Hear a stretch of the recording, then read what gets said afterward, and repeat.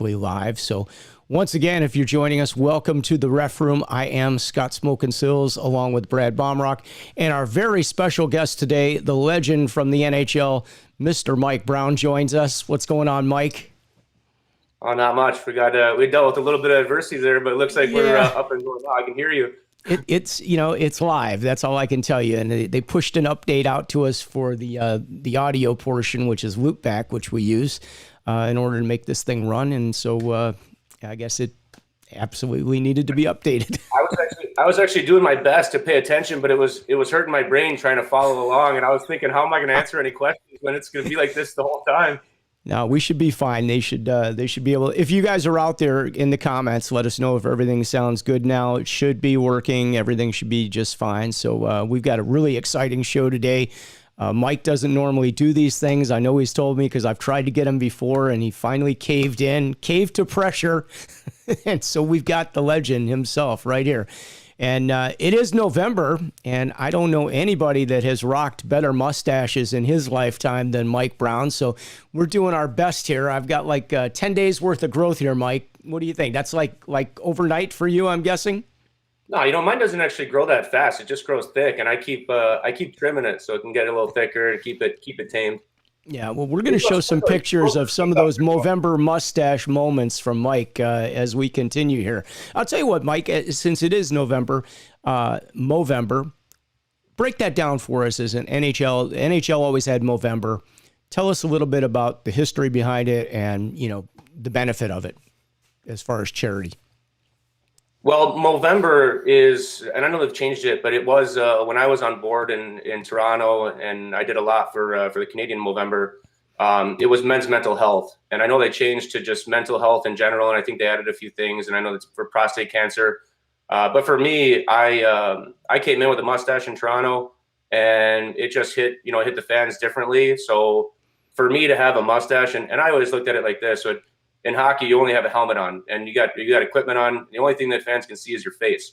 So a big guy who influenced me was George Peros, and for me it was something that stand out, And since I did, and since they talked about my mustache, Movember contacted me, asked if we could raise some money. I did a bunch of things here and there to raise money and awareness. And it's easy for a player to do nothing and raise money just by having a mustache and doing pictures and doing events. So for me, it was just it was something that it stuck with me, and why not do it? Cool.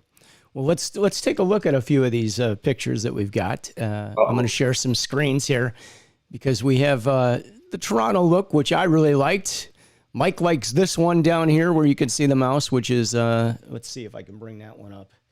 Yeah, he likes this one a lot. But that was one of those that was not tamed. How about this one? This definitely, this is the younger Mike Brown for sure. Yeah, this one this came after Toronto. I don't know. It was just a change. Like I told you before, I'm always changing my facial hair, beard, mustache, and I like something different. So that's why you're seeing quite a different mustaches out there. Well, we had to have a little fun with that. So, well, we're really glad you're here. And we got a lot to talk about because this has been a crazy week as we've started to shut down again for hockey. We are, we're going on a 3-week sabbatical, I understand, is what I'm told. A sabbatical? Is that what you're calling it? Yeah, we'll call it a sabbatical. I'm not calling it a sabbatical. I call it a totalitarian authority at this point.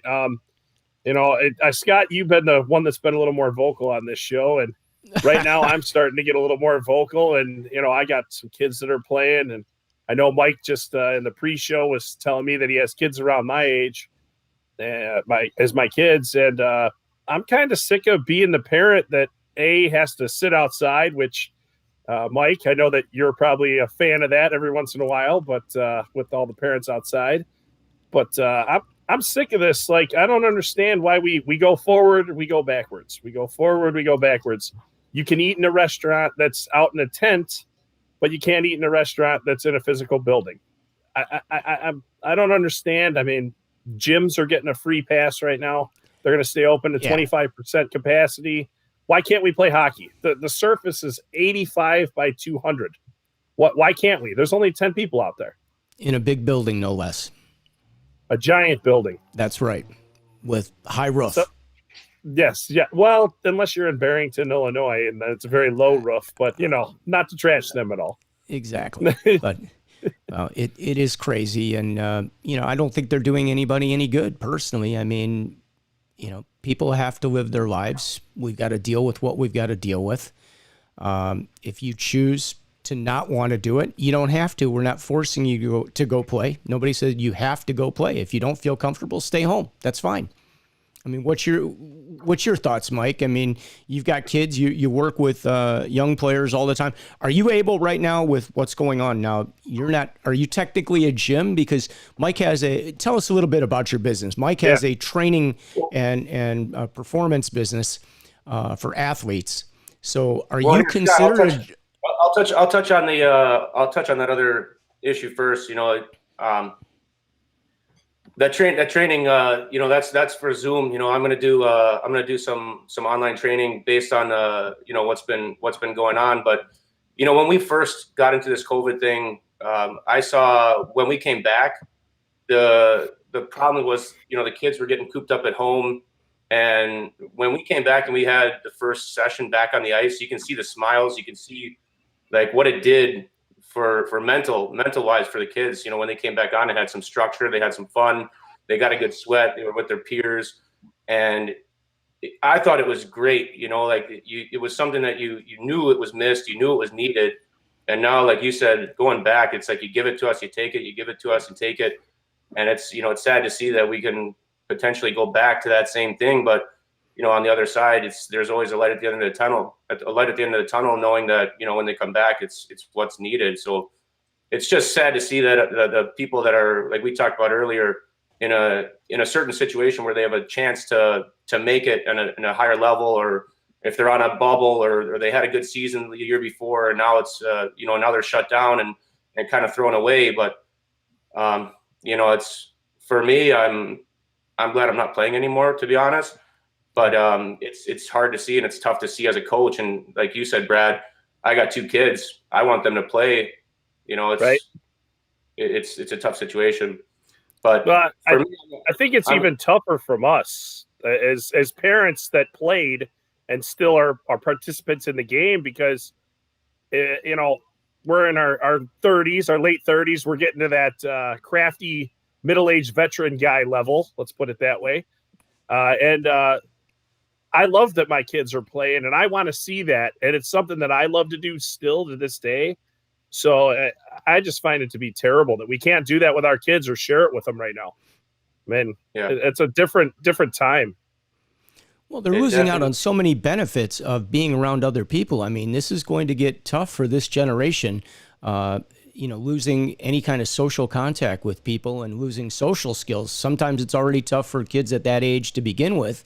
And now they're not around their teammates and their friends. It's going to be that much tougher. And, I mean, you can only talk to your parents so much if you're probably locked in the house. I don't know how people really do that, because, I mean, I'm an only child, so I didn't have the brothers and sisters growing up to play with and deal with. I grew up in an area where we didn't have a lot of kids, actually. So I was always around.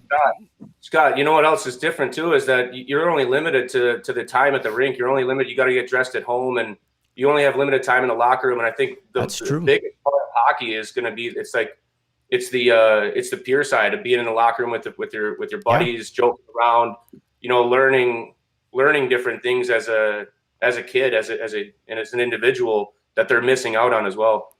Well, we've said from the get-go, I mean, that, the players or the young people are losing out on all these life skills. I mean, going on a road trip, taking care of your money for the weekend, making sure you aired out your equipment, being on time for the bus, having a roommate that you don't normally have, maybe having to listen to somebody else watching a TV show you don't want to watch. Things that kids learn from playing hockey, little basic skills of life. And I say it all the time. It's adversity. Hockey is adversity. Just like the beginning of the podcast, we had to deal with some adversity, but you get through it. We did. We got through it with no problem. We did. I mean, it happens, and Yep. and Well, we I do this agree. live, guys. It's not recorded. If it was recorded, we just hit replay and start over again. It's no big deal. So we hit rewind. But we do this live every week. Mike, that brings me to a point. Like in the NHL, you guys have already been around. You've traveled and everything before you get to the NHL. But what are the repercussions? Did you ever have a guy on one of your teams? I mean, you played on 4 or 5 teams. Did you ever have a guy that he had a tough time getting to the bus on time? Or, seriously, you get that every once in a while. I think personally that usually happens from the night before on what you're doing the night before. I think that plays a big part in it. But you know what? It depends on what kind of guy you are in the locker room. And I actually played for 6 different teams. So, if you're a good guy, you're going to have guys banging on your door and trying to get you to the bus. And I've seen a few scenarios where the bus leaves no matter what, and depending on the coach, he'll say, "Hey, you're not on the bus. We're gone." And I've seen some players show up to the right to the plane, full sweat, suit halfway on, just sprinting out of the plane, just dripping sweat. Like everyone's just cracking up, clapping, sitting on the plane waiting. Yeah. And how does the coach respond to that? Is he cool since the guy made the effort and he knows how tough it was for him to get there? It depends on how the road trip went, I would say. Okay. So it's not like the movie Goon where they got the piss hole in the back of the bus type deal, or is that like a thing? Well, the I gotta NHL, bring it up. Everybody's seen the movie. The NHL, no, I would say. NHL, no, but I'm sure there's definitely some leagues out there that do some goofy stuff. No doubt. If you guys haven't seen that movie, check that one out. That's a classic. And Youngblood got some tickets to your favorite minor junior C hockey clubs. Exactly. There. So, Mike, do you have a physical location too for training that you do with players on a regular basis? Where this started was when I got done playing. I didn't make Columbus Blue Jackets training camp. They sent me home. So when I was done, my whole career was based off of hard work, coming into training camp and winning the Strength Award, the Ironman Award, in pretty much every training camp that I attended. And I always trained a different way. My teammates were always asking me, what did I do to come in so strong and so fit? And I really just did my own thing. And it was all outside the box stuff. I never really spent time in the gym just doing straight up weights. And when I was done playing, I went to Glacier Ice Arena and talked to the guys there, Eric Schneider, Bobby Scott, and they had a gym there. And I knew because I played for the Chill Midget Major, my last youth hockey for AAA, and I knew they had a gym there, and nobody was using it. So when I had the meeting with them, I told them I want to start doing some training. I'll do the team training for those guys, whatever, just doing some kind of training and basically giving back the program that I was doing. And I was really looking for older kids at the time, but since I was there, they wrote me in and we talked about the midget team, and I ended up doing most of the strength program for all the teams and then coaching a midget team. I like more the strength side of things. So I started doing individual training. I teach boxing, defense, more of like a hand-eye coordination type thing, and a mindset. And a lot of parents were sending their kids to me for basically the mental side of the game. They would come to me and say, well, can you make my kid do what you did? Can you make him, he's got speed, he's got strength, he's got this, but can you get him to really push the limits and stuff like that? So I was doing a lot of that. And then what brings me to where I'm at now, I was doing a lot of the Zoom training during the beginning of the COVID stuff because we couldn't go to the rink and do the training at Glacier. So I was doing that individually, and now I figured that regardless of the next shutdown and what's coming to happen and going forward, I decided that instead of only being able to train people from Vernon Hills or only from the Chicagoland area, if I did online training and a big group sessions, then any team, any player from any state, any country, they can all join in. And for now, I've only got it set for 3:30 to 4 o'clock Central our time. But I'm going to add a few more sessions so I can hit some other teams. If any of the Canadian teams, any of that, they can jump down and basically get a really good workout. at home in a small area. So I got stick handling stuff.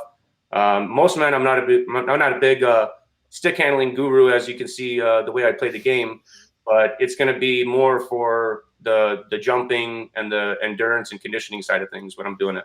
We have somebody checking in from Germany as we speak here. I put it up on the screen, but we've got people from all over the world watching us. Mike, are these always live? You have? I'm doing it live, yeah. So you can go to msbperformance.com. That's my website. It'll show you a bunch of content. I'll upload a bunch more. I got training videos on there. I got my bio, a little bit of where this started. And then you can also click on certain days for now. You can click on, I'm doing it Monday to Friday, so you can click and you can book right online there. Let's do this. Brad, can you put it in the chat, or Mike, do you want to type it into the chat so everybody can check it out and they'll be able to get in touch? I cannot type it into the chat live. You can't? Okay.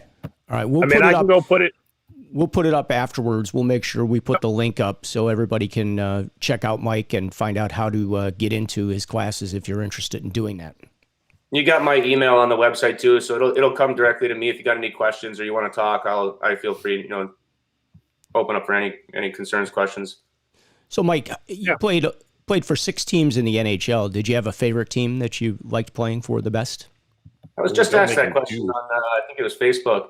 You know what? They were all different times in my life and different parts of my career. There were different, every city I played in pretty good cities. But it's every spot was different. And I was like thinking about the beginning in Vancouver. Vancouver's an awesome city, awesome team. I played with some great all-star legend players. But I was a rookie and I only played about 20 games per season for the first 2 years. So it was tough being scratched all the time, but I was so happy and thrilled to just be in the NHL, be in the NHL locker room, be around the NHL players, learn from them. And I only got better from that. And then going to, and especially being Canadian market too, the fans appreciated the way I played. So it made it a lot better for me. And then the two U.S. cities I played for were both California teams. So can't complain there. Right. Yeah. I don't think anybody can complain about playing professional hockey in California. No, waking up on the beach in Newport Beach, waking up and then having the sand in your backyard is a pretty good perk.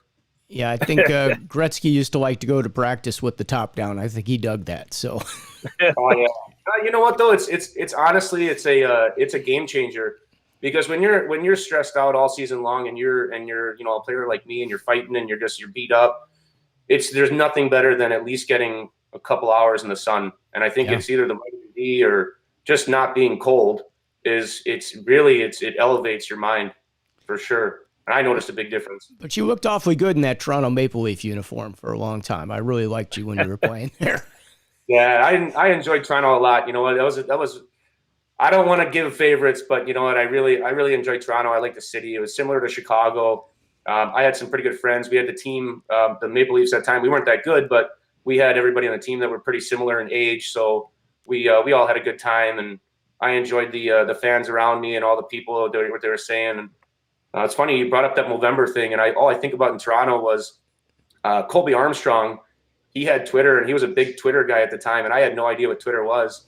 And I guess he must have shouted out my name or my mustache and something. I don't know how it happened because I didn't have it, but he comes in the next day and he lets me know that my mustache was trending in the world on Twitter, like number one in Twitter. And I'm like, I still don't know what it means, And so he starts showing me, and I'm looking online at what these things are coming in. What they were doing was substituting. They were giving my mustache. They were doing Chuck Norris jokes, and they were substituting Chuck Norris for Mike Brown's mustache. And if you Google it, I just did it recently because I thought about it. And if you Google the Mike Brown Twitter, Toronto Maple Leafs mustache, you can look at like hundreds of them where fans were just going in and out, and they were just I was cracking up, absolutely cracking up. I'll try to Google it right now if you like. What should I Google? Scott, I saw one as we were preloading up, and it said it was a Chuck Norris joke, and the Chuck Norris joke is when Chuck Norris does push-ups, he's not pushing himself up, he's pushing the world down. Replace Mike Brown's mustache in that, which it's funny. I mean, so Google Mike Brown's mustache Twitter. So, but no, that's good. The camaraderie in the locker room seems like a big thing, and again, I think that's what a lot of us are missing out on. That's why me and Scott. Well, I'll give due credit. This was Scott's idea, 100%. He asked me if I wanted to join on this little adventure that we're doing, and it was to bring us out of the referee room because once you get in the ref room before the game, the referees walk in by themselves. They have no stick, they have their bag, so everybody knows who they are. So the second you're walking bag, in, no less. Right? Yeah, is your? Well, I don't have a rolly bag, by the way. I got the rolling bag now. What'd you say, Mike? I said coming in shouldn't be that bad. I think it's the leaving that probably creates a problem. Well, we do like the backdoor exits. So as you're coming in, you're kind of quiet. You might see a couple friendly faces as you go in. But then once we get in the referee room, it's a totally different situation. You talk about the games that you work, the players that you see, parents, and then you get these totally absurd stories that, sometimes you're like, they got to be making it up. But then all of a sudden, somebody finds the actual game report and sends it to you, and you're like, wow, that actually happened. So we kind of wanted to bring that out to show everybody that officials are human beings as well as authoritarians. That would be the best word I can think of. But we enjoy it, and I think the game would benefit from taking a little bit from our side, just like the players' side, and open some communication. Scott, I think that was our idea, right? Yeah, I think that was pretty much the idea of what we were trying to do here. And, we could have a little fun in the process. But, we always have a good time in the ref room, and that's why we came up with this concept because, we've got a lot of great personalities in the business, and hearing some of these stories, it's just so much fun. So as much as we don't have like 20 guys in the locker room, which is a lot of stories like you guys do, but we might have 7 or 8 guys in there at times, and it can be pretty entertaining. Mike, going back to since we are talking about referees, is there anything that always drove you crazy about the referees? You know what? I was going to say local actually, or NHL. Oh, well, we can do both. Actually, both. I was gonna say that luckily for me and for you guys, I never had any issues with refs. Like the only thing that I ever had a conversation with refs where they were pulling me off of another guy when we were fighting. And I knew because playing in the NHL, there's no way I wanted to take any penalties. I didn't want to. You piss off the ref, that's who's going to call you. So why would you piss off the guy who's going to be making calls and officiating the game and basically. He's got his ball, the court is in his hands, however you say that. And going into coaching, I have the same mentality. It's like, I know what it's like as a player. I can feel what it's like as a ref. Why would you create any problems with it? You guys make mistakes. You guys are there to make the game as best, call it the best you can. But, arguments don't help anything, and complaining doesn't help any situation out. I got one question though. I just came back from St. Louis, and I had a couple tournaments, and my older boy, they ended up in the championship game, and it was a 1-0 game going into the about, I think it was like 30 or 40 seconds left of the game. And evidently the puck, the goalie was out of the crease, the puck hit the post, and the puck was laying there, and a player swatted at it, and supposedly the puck went in from one of the coaches or players, said it went across the line. And the ref wasn't even by the goal line. And I'm thinking to myself, in a championship game, a 1-0 game with under a minute left of the game, you think that you would be standing right there on top of the goalpost. Yes. To 100% make sure in that type of a game, right? All right. So I'll ask you a couple questions before we can answer this. First of all, what was the age group of the players that were playing? They were squirts. They were squirts. Is it squirt AAA, Central States? No, it's like an A. Okay, so squirt A. How old were the referees that were out there working the game? Not sure. I mean, they were probably nothing that they were supposed to be. Well, I mean, were they gray hair or were they youngsters? I think they were younger. They were younger. Okay, so chances are, to be real honest in that situation, they're probably learning the game too. They They're probably don't not have a ton of experience, and because it's a squirt game and it's it's not a AAA game or anything of that nature, they're probably newer officials. Would you say that's fair to say, Brad? Most likely newer officials? More than likely newer officials, but you could have had experienced officials as well that were maybe lazy at that point. And I totally understand the frustration because it doesn't take that much effort in order to get to the goal line. And I like to lick the goalpost, it's called. I'm standing there, even in a midget AAA game, I'm on top of that net. And there's some times where the puck goes off the frame and oops, Brad gets hit by it. Well, I'm close at least, so you can't argue with me on that one. The worst is if you're arguing with me that I didn't see it went in and I'm standing 4 feet away. But you got to get to the goal line for sure. And the biggest thing is sometimes if you're coming in with the play, let's say you're working a 2-man or even in a 3-man where the referee trails, sometimes it's a little tougher because he's still got to get to the line, but he can't go past everybody because the system works in a certain way. But in a parallel, at some point you have to get to the goal line, and that is your biggest job, is to get to the goal line, especially when you got a tight game, because the last thing you want to do is change the outcome of a game. I mean, that is not, you don't want to be in that position. Scott, I agree with you too. And then the next point that I was going to bring up is if you had officials on a squirt game, if they were level 1 officials, which they could have got the assignments because there's not a lot of active officials right now. Right. If they were level 1 officials that did their seminar this year, it was done online. So normally we have it in the classroom. I know Missouri follows the same type of standard as we do. They have it in the classroom. They tape out a rink on the floor. They show you where to go, where you should be during play. They move you back and forth. Then you get on the ice and physically do it. And right now with the whole COVID-19 thing, unfortunately, in a lot of areas, I'm not exactly 100% sure about Missouri, but I know they were doing everything virtually. I don't know if they had ice. Here in Chicago, our ice was optional for level 1 referees. Yeah. So they could have.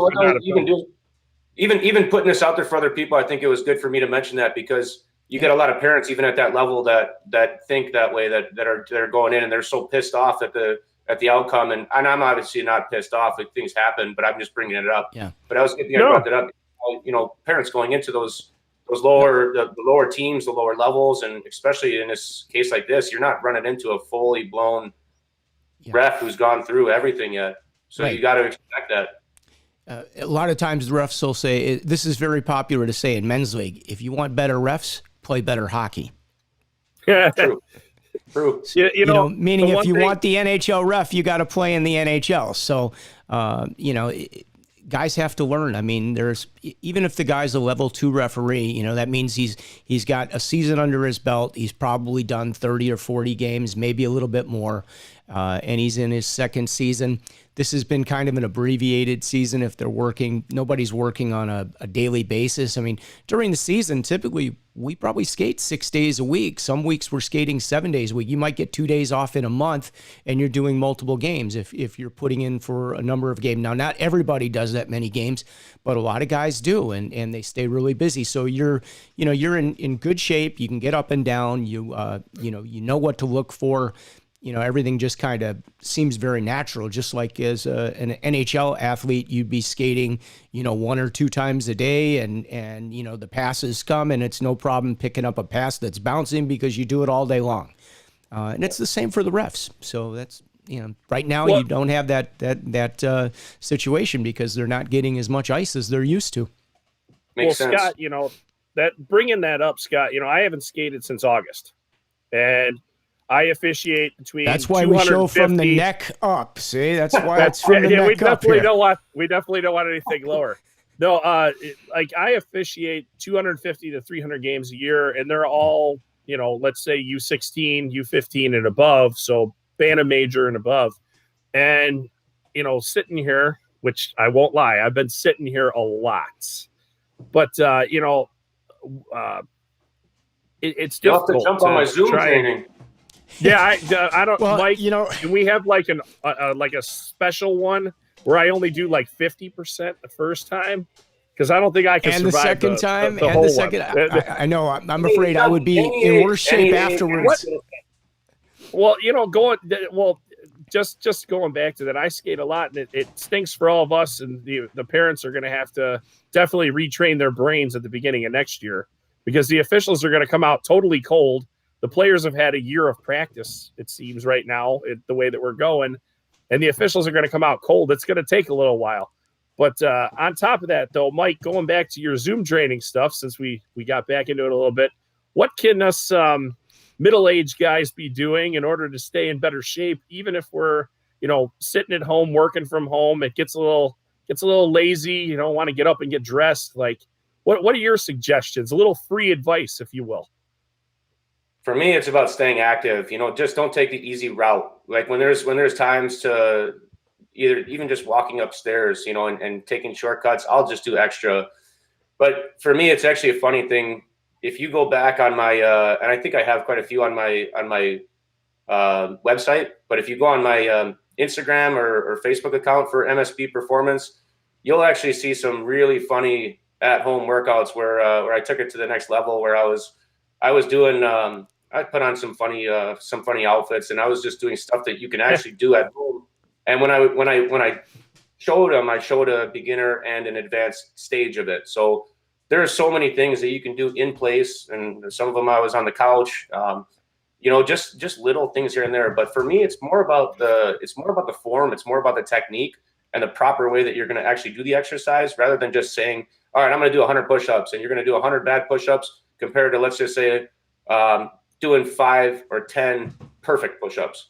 And if you can't do them with your toes and your hands, put your knees on the ground and do them with your knees, and just still do a perfect push-up. Don't put your butt in the air. Don't let your butt sag and do a hip push-up. So it's like little things like that. Even in the kitchen, I'll put my arms on the cabinet, and you can do different exercises or squats. But again, proper form, because you don't want to first A, get hurt, or B, do it the wrong way where you're not going to actually get any benefit from it.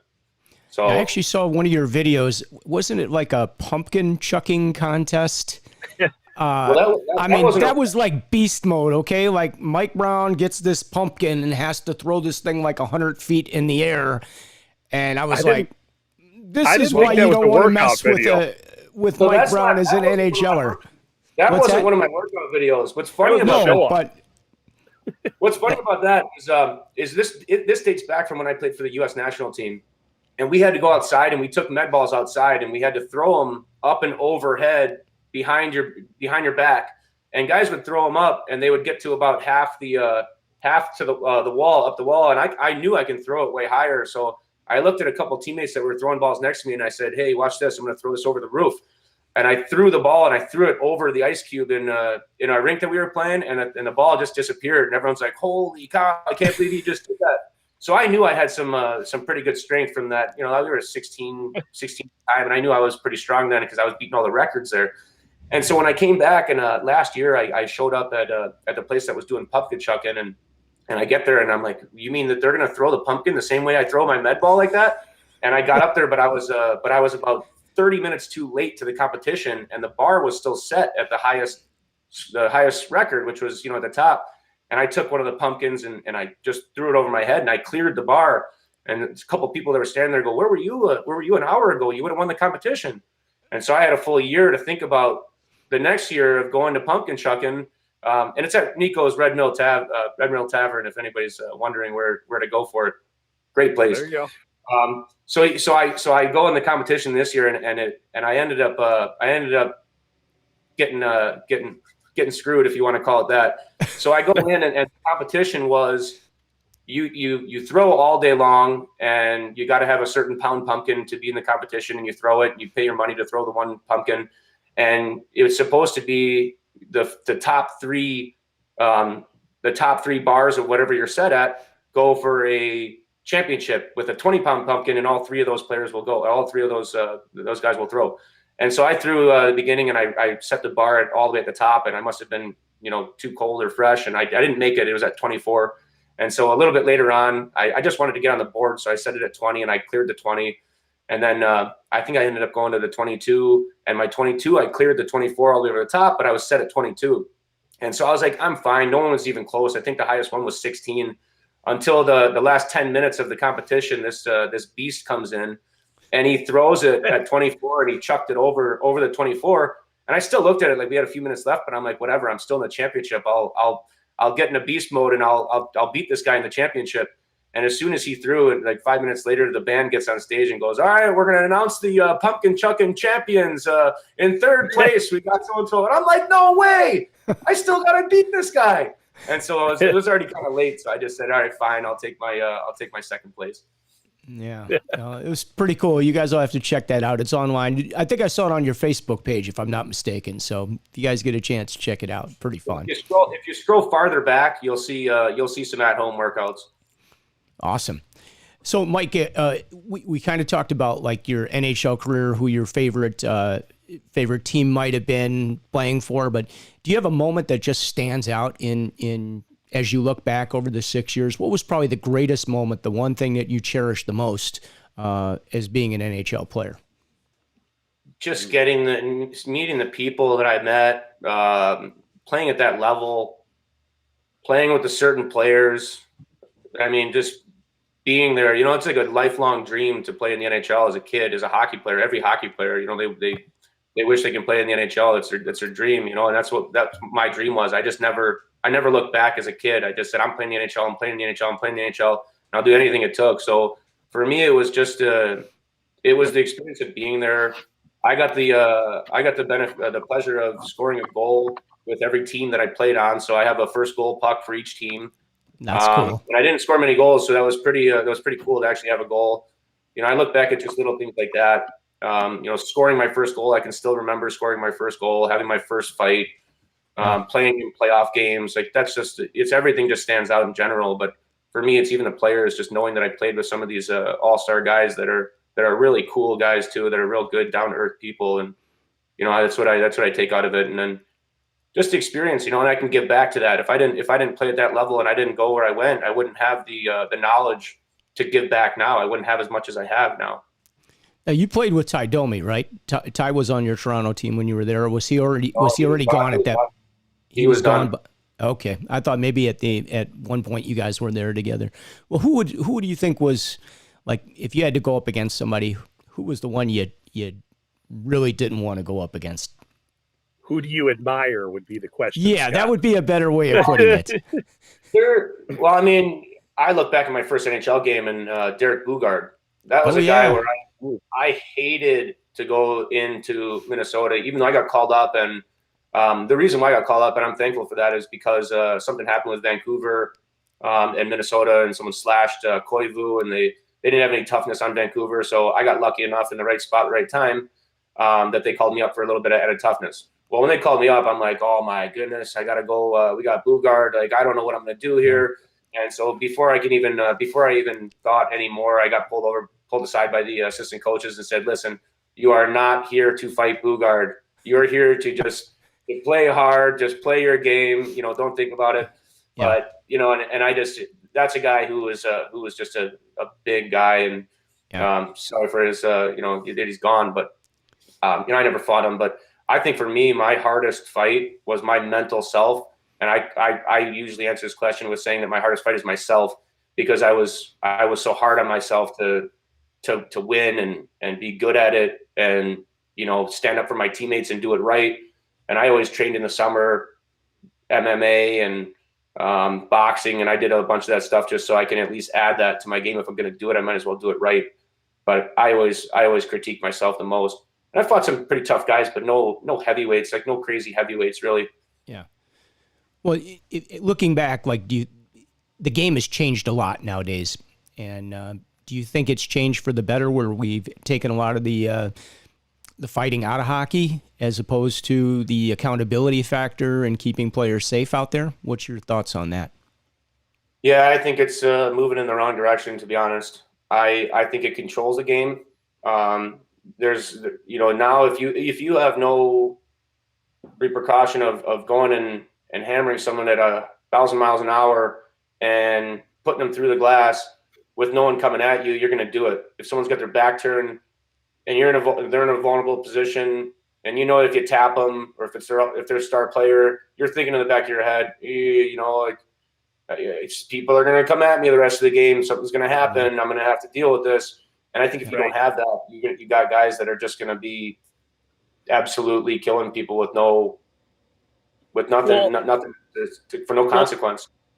Mike, when I've officiated at, some different levels, and the one thing I noticed, and you could probably comment on this, is when games start to get to that edge where they're walking right along the fence line and it's either going to be a bench clearer or a good game, generally two individuals, men, step up and they duke it out on the ice and the game resets.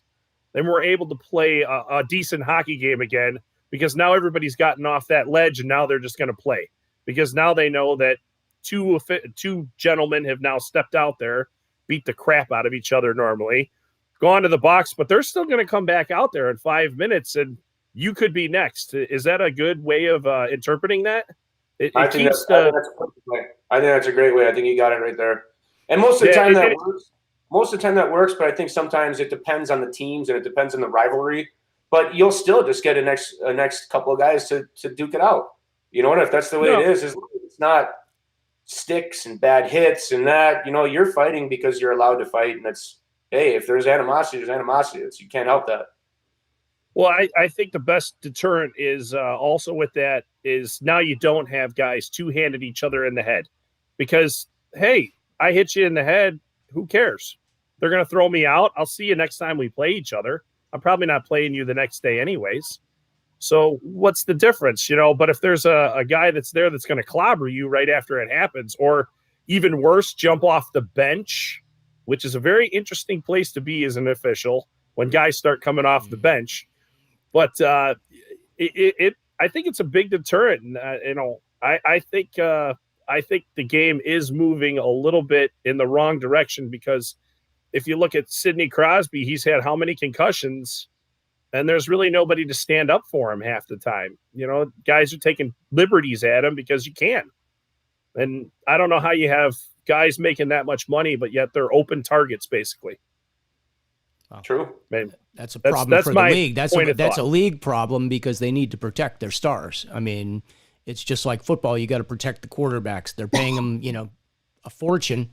And if they go down and they get hurt, these teams are, they're useless to them at that point. I mean, they're not going to be the competitive beasts that they normally would be. A lot of wasted money. That's right.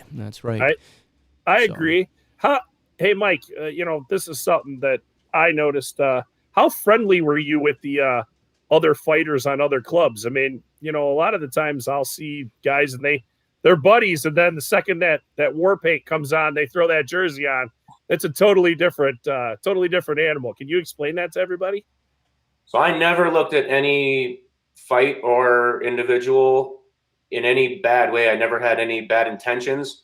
But when you're playing for your job, I'm fighting to kill. I'm fighting in the back of your head. I'm punching through your face because I don't want to lose. I want to win. I need it. If this is a job. This is what I need to do. I don't want to lose. If I let go of the gas a tiny bit and I open myself up, then I got the possibility of losing. So I have to look at this like it's my job. And I think most of us, majority of the fighters that played, I think they know that this is a business. This is an entertainment, and people come to watch it. And we're not here to, like I said, hurt each other, but it just happens with that type of style.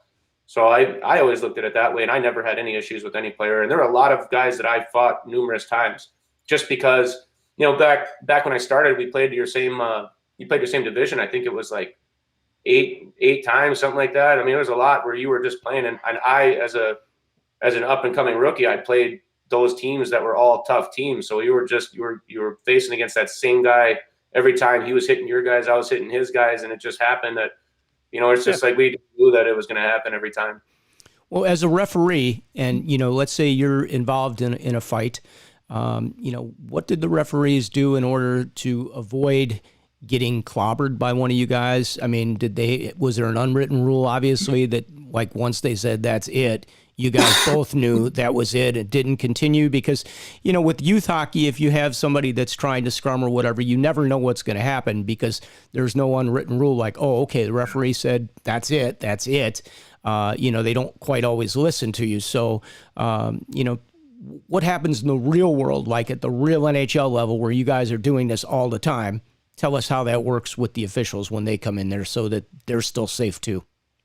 Well, you basically said it. There is that unwritten rule that we know of, and if you're gonna hit, no matter if the refs come in or not, if you're gonna hit someone when they're on the ground, people are gonna see that. People, every player watches every fight. They see the fights happen, and if you're gonna be that type of guy, you get labeled as that type of a guy, and that's something you don't want to do. For me, I'm never gonna hit anyone on the ice. I respect it. You got to respect the game. You got to respect fighting. You can get seriously hurt out there. So when someone gets on the ice, it's time to stop. You don't hit them when they're down, and their backs turned to you, any of that stuff. And I think for the most part, I think players follow that. It's if you get someone that's super heated, it's going to happen. And I give it up to you guys because you're not ready for it. You're not supposed to be out there to pretty much take a punch or the referees have to protect the players. If player gets in a vulnerable situation or, a helmet comes off or he's in a bad spot, we have to do what we have to do to get in there to protect that guy so he does not get hurt. I mean, that is our job. And they changed that rule, midway throughout my career. And they said, if your fighting strap comes off, because that would endanger the guy fighting. If the guy didn't have his fighting strap on and the jersey came over, then he's got nothing to grab on. So they came up with the rule that if that happens, then they stop the fight right away. I think you even get a You get a 2-minute game misconduct, isn't it? If you have the fighting strap undone. And it's a game misconduct in pro hockey. Yeah, I used to hem my fighting strap a little shorter and then actually sew it on, so it was on there no matter what. Wasn't coming off. I think they even changed a couple more things. Then they said your helmet. I think this was a little goofy because then you had the visor rule, and this was right at the same time when they grandfathered it in. And obviously, I wasn't going to wear a visor, but you had guys coming in with visors, and then they changed the rule to where you couldn't take your helmet off. And most guys used to, if we knew we were going to fight, why do you want to cut your hand on a helmet in the front of the helmet? So we used to, if you were squaring off, you'd take your helmet off just so you could punch face instead of helmet.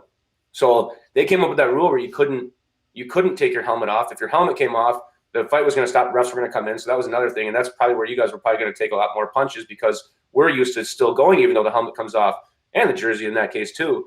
But then you had guys coming in with mandatory visors who can't take their visor off. They can't take their helmet off. And you got guys that are grandfathered in like me that don't have a visor on, can't take your helmet off. So now you're fighting against a guy with a visor and you're just, what are you going to do? Punch glass? And I think that's what was one of the ways they tried to. I think that was a big way that they tried to get rid of fighting was basically starting in juniors and making it mandatory for a visor, and then making it mandatory to go into the NHL with a visor. Well, that's going to stop people. And if you can't take your helmet off and fight, go ahead. If you guys want to fight, you're going to cut your hand on a visor now. Yeah. You can play with a broken face. You can't play with a broken hand. Used to be the saying when I worked junior hockey. My hands were so beat up when I played. It's not even funny. I was actually just joking about this with one of the other coaches, and I used to put my glove on the next day, and my hands would be completely cut open and knuckles broken.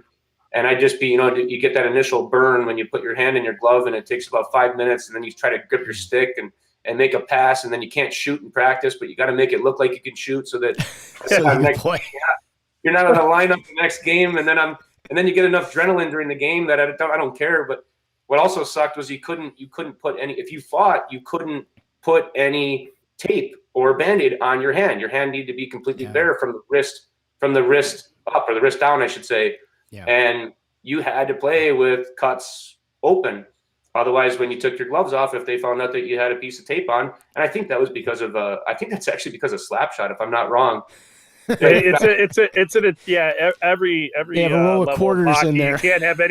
You can't have any alteration basically to your hand. It's underneath the attempt to injure, and it is probably loosely based off slap shot, but it's probably also based off real life where or maybe some football movies too, where they've shown the guys that had all the bandages on. The prison movies. I was playing in Manitoba in the minors for the Manitoba Moose. And we had one of our tough guys, one of our heavyweight tough guys. He got into a fight. I forgot who he fought against, and he came out after the fight, and he had nail marks, and he had a shaved head, and so he had nail marks that were all over his face. It looked like he got into a fight with a leopard or something. And we find out that the other guy on the other team grew his nails out and cut them into cut him into like little knives. Oh, And he was jeez. grabbing Oh, on, my God. he just got sliced his whole head. Oh my gosh, that's Huh? gross. Yeah, that's bad. That one's a new one. I've never heard of that before. So that was a first one for me. Don't give anybody any ideas, okay? I gave that player so much disrespect for the rest of his career. It wasn't even funny. That was the most embarrassing thing that you can do. Yeah. No, I agree. You know, if you're gonna drop the gloves and fight, get it over with, and go to the box. Mike, you had an excellent point of where you said the fighters respect the game, and that's where I think a lot of players and sometimes the officials forget that it's still a game. Yes, we all want to win. Yes, but there's still a respect value to the entire game, and we all need to treat it the way that it should be treated. So that was an excellent point. Just tagging back about 4 or 5 minutes ago. So, and even coaching young kids now, it's very useful to teach them respecting the game at a young age. You know, I got some kids that lift their hands up and use their stick, and it's, you know, they don't know unless you tell them, and you got to teach them. And I said to my team last night, you know, it's even just about working hard, and we did a 60-second drill, and I said, if you actually complete the 60-second drill, I'll let you guys scrimmage the whole time. And they didn't get it. And I said, we're going to keep doing it until we get it. And I had to teach them about getting it into that extra gear and pushing, you know, and making it. And they ended up getting it the fourth time around. Before it turns into a bag skate. You start to get a little tired after the third time when you're a mite, you know. Well, this was a squirt, so yeah. They should be able to. They can handle four 60-second drills. I think that that's not a problem. Hey, goalies can do a 60-second drill. I used to have to do them nowadays. as a goalie, and if I didn't beat somebody, I'd have to do it again. They made me do all the skating drills when I was a goalie. You know, and I think they should. I mean, I see a lot of the goalies that don't do the skating drills and don't do the same thing as the team does, but we always had to growing up. I get asked by a lot of my goalies, do I have to do this? Do I have to do this? And I do a lot of edge work with them. And before, you know, pretty much half of practice is all about skating and getting on your edges, your outside edge, your inside edge, your tight turns, where you're supposed to be. And I got the goalies asking me all the time, do I have to do this? And I said, you know what? It's good for you. Why not? You know, maybe you're not going to be a goalie your whole life. You never know. Yep. Well, look at Brodeur. He changed the game. Too many coaches look the other way and subtly encourage bad behavior. So, yeah, it's thank you as always, Karen. That's right. Well, that's a bad coach. Agreed. It's, you know what? It happens. You're not going to get a perfect. You're not going to get a perfect everything everywhere you go. You're not going to get a perfect ref. You're not going to get a perfect coach. You know what? Everybody makes mistakes too. So, you know what I say to everybody, and I teach this to my teams all the time, is I was taught this in the NHL. It's about it's about limiting your mistakes, because everybody's a pro. Everybody's been doing this every day of their life. Everybody's at the top of their game. It's about who's going to make the most mistakes and who's going to limit their mistakes. So it's going to happen. You're going to make mistakes, but it's just how many. How can we limit them? Can you stop more from coming? And the least amount of mistakes that you can do, less than the other team, you're probably going to come out on top. So, you know, going by that, where, you know, you're going to miss some things. You're going to miss some things as a coach. You know, you're going to miss some things in the locker room. You might be paying attention to the other half of the ice when something happens on the other side. You know, it's just things happen. It definitely happens as a referee. You may be watching a line when you need to be watching a player, or vice versa. So, you know, do you have a pet peeve for referees? I know we talked about your son's situation where you feel like a goal might have been missed at a tournament, but is there anything on an ongoing basis that you see from referees that maybe something that they do that you really like, that you like when you see a referee that does that, you go, yeah, that guy's actually making a really good effort. He's good at what he does, or versus the guy that, oh my God, this guy's just awful. I mean, like, you know what? I'm going to lose my mind. You know what? The only thing I can say about this is I'm a jokester, and when the refs joke around with me and they got a smile on their face when they're reffing the game, that's all I care about. Well, funny story, because, you know, when I met Mike, he had a midget team that he coached at Glacier, and he had this unbelievable, I always tell him about this, the Toronto Maple Leaf Canada Goose jacket that he has. And so then he brings me over and he opens it up like this, like, check this out. and it's got the Maple Leaf logo on the inside with his name and everything customized. It's like the baddest thing you've ever seen. That was a perk going and playing in Canada. Yeah. Mike told me that was like a welcome gift from the Toronto Maple Leafs when he got there. It was unbelievable. Very cool quote. Almost all the Canadian teams do that actually for their players. That's awesome. Yeah, it's a really cool piece. But that's kind of how I got into a conversation with Mike, and I've been friendly with him. I've worked a number of his games. He's a great guy. He maintains discipline on the bench. He's reasonable. He's not out there screaming and yelling at people. So it's always been a pleasure when we've had the opportunity to work with you. So I wanted to let you know that publicly, because you don't have that same rapport with every single coach. With most of them, you do. Most of the coaches are good guys. They all get it, and very rarely you find one that's like out there. He might be having a bad day or something like that. It just happens. But when you get to the higher level, these guys know what they're doing. They know what they're getting. They know what to expect. They work you a little bit. Scott, you catch somebody on a bad day, that's one thing officials need to realize too. We have bad days as well as coaches. And, you might catch somebody on a bad day on a Friday and see them on Sunday. It might be two totally different people. Yep. So just, don't bring any game that you've officiated before into the next game. Look for a pattern per se. Let's say you've had them 100 times, and 100 times that's the way they are. That's a pattern at that point. But always shed the last game and try to go into the next game with a positive attitude. That's what the players do, even if they win, lose, or draw. So I think we need to be the same way as officials. Gotta stay even keel. Can't get too high, can't get too low. Exactly. At the end of the day, you're still trying to be as fair as you can out there and do the best job you can. So, there's emotions. It's an emotional game, and the job of the coach, the job of the players is to work the ref sometimes. We don't have that luxury to work them back. We'd love to. Hey, what kind of line change was that? What kind of breakout pass was that? But we don't get to say that, so we'll just keep that to ourselves. Nah, baseball umpires have a little more leeway what they can say.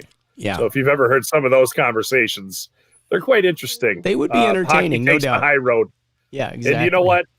Respectfully, as a referee that is on ice with players with a stick, you know what? I'm good with taking the respectful side, because I really don't want to get hit by a stick. Yeah, you don't have the stick to defend yourself. That's right.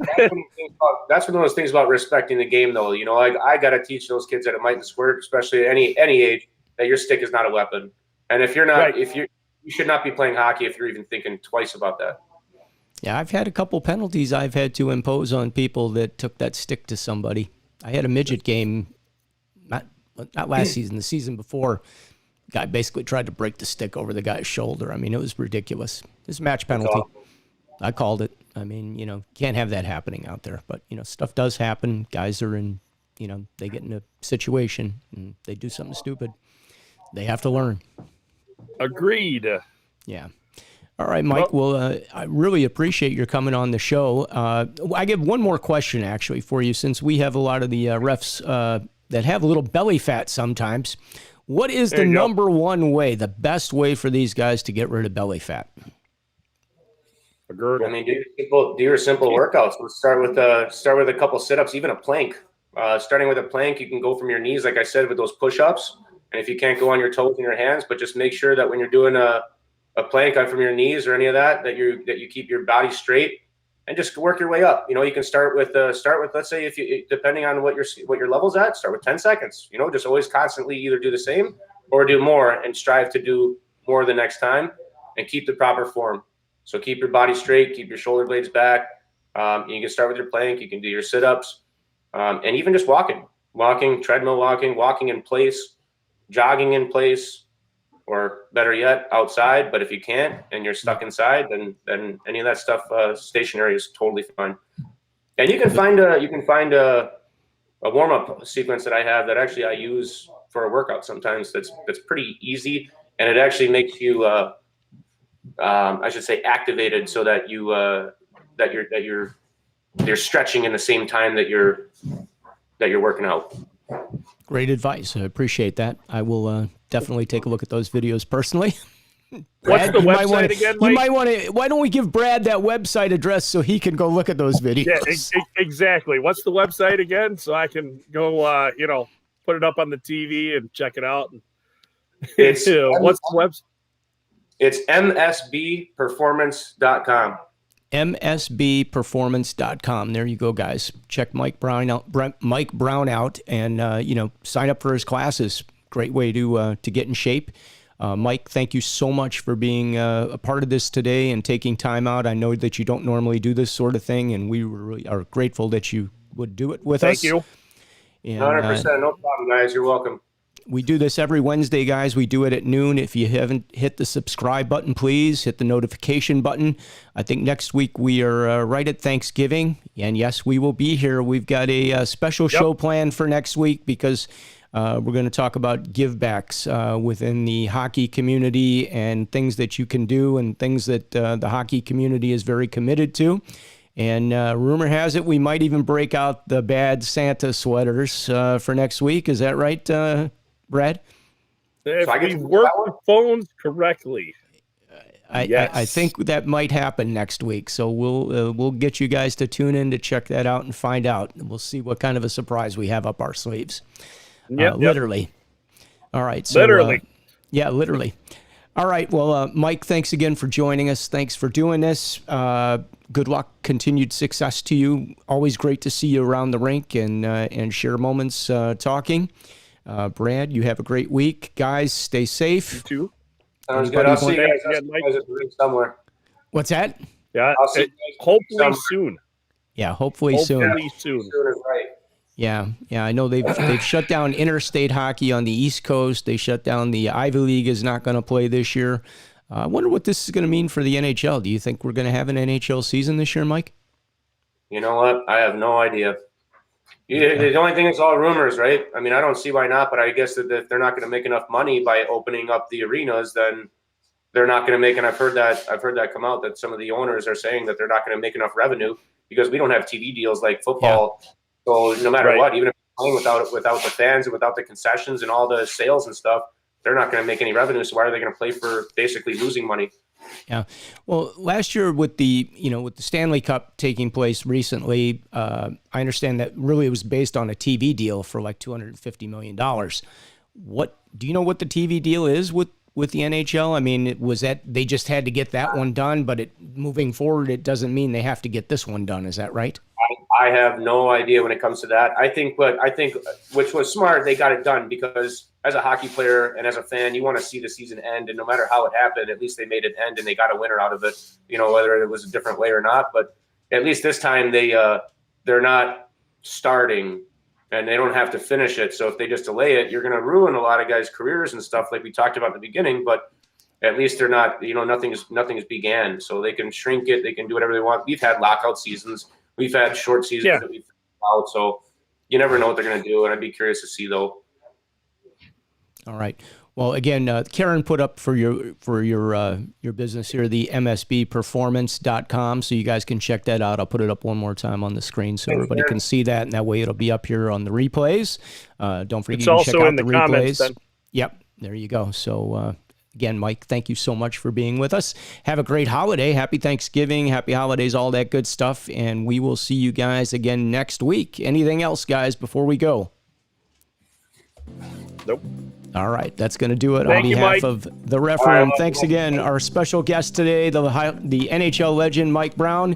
And, of course, Brad Baumruck. Thanks for joining us, guys. We'll see you. Have a great week.